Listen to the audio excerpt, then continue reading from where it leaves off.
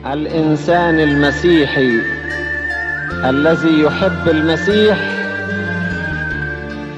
ويحب دم المسيح وآلام المسيح يحب أن يتألم معه،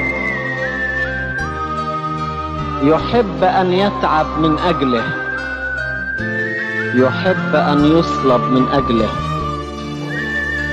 خرجوا فرحين لأنهم حسبوا أهلا أن يهانوا من أجل اسمه.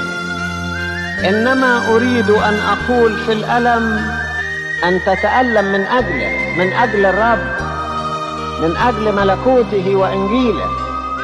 ادخلوا في شركة آلام المسيح وتألموا من أجله، وافرحوا في كل ألم،